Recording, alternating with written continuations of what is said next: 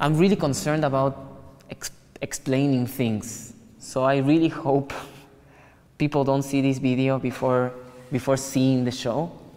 So this you could put in the very beginning. Like, don't look at me, don't watch me until you've seen the thing, because some things you have to. I mean, there's people explaining us everything every day, right? The show makes you very aware of your body. I think perhaps this could be one of my most successful, or perhaps the most successful, full-on, taking on all different aspects of how you perceive space show. You have to be very aware where you're stepping on, how you move around the space, how in a way you have to take care of yourself when you're moving around the space. When you enter the ground floor, you see stained glasses that refer to a movie by Wong Kar-wai, 2046. He's one of my favorite filmmakers, and it's kind of a futuristic landscape of Hong Kong.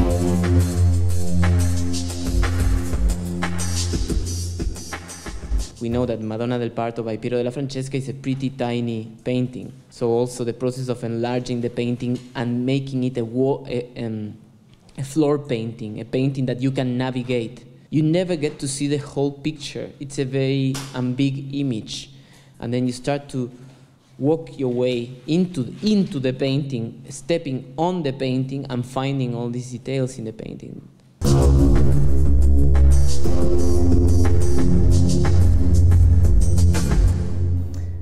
The situation with the ceiling, the colors, and the ivy is a gift.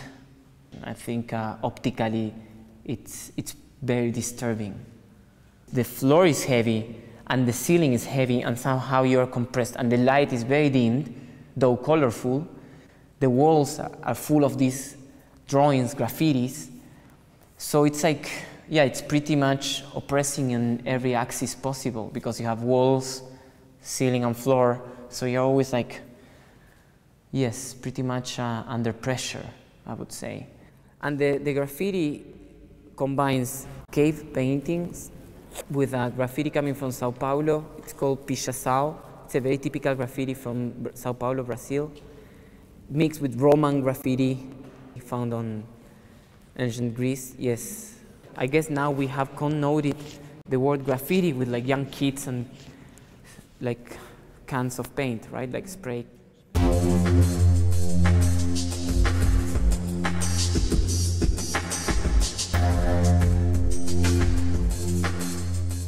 We are turning the Guernica into somehow the cave painting, similar to the cave paintings we have on the first floor. So when you arrive to the second floor, actually it's so dark, and the light of the fire is very dimmed, so your eyes have to adjust. So first what you see is a big mass of blackness. I think it's a pretty oppressive room. I think let's say the sensations, the psychological values of that, the input that the viewer will receive are going to be pretty high.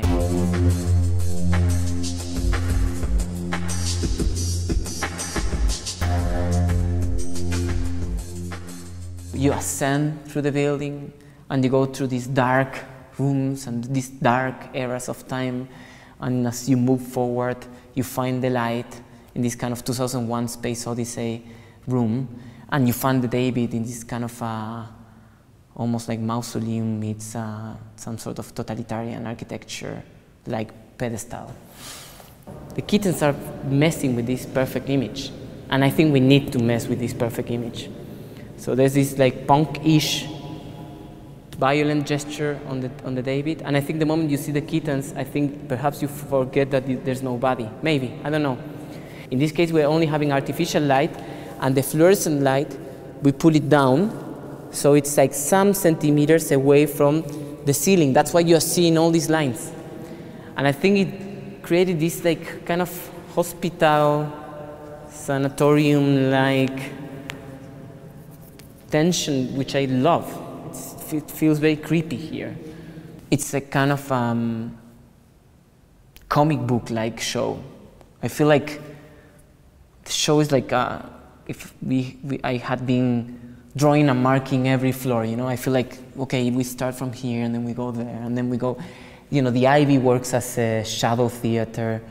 The graffiti are graffiti, then it's a very clear marking situation, I mean, an operation. Then you have the fossils on level 1 that somehow they became these very abstract, pure lines. Museums are shelters.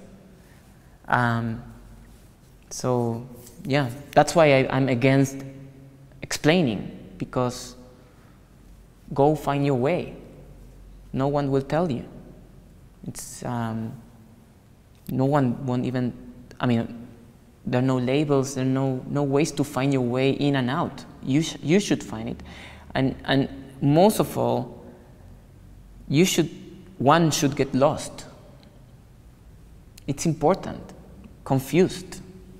I don't want people to come and tell me, amazing, amazing, incredible. I really would like people to say, okay, I'm thinking, please let me, I will come back in 2 weeks and tell you something.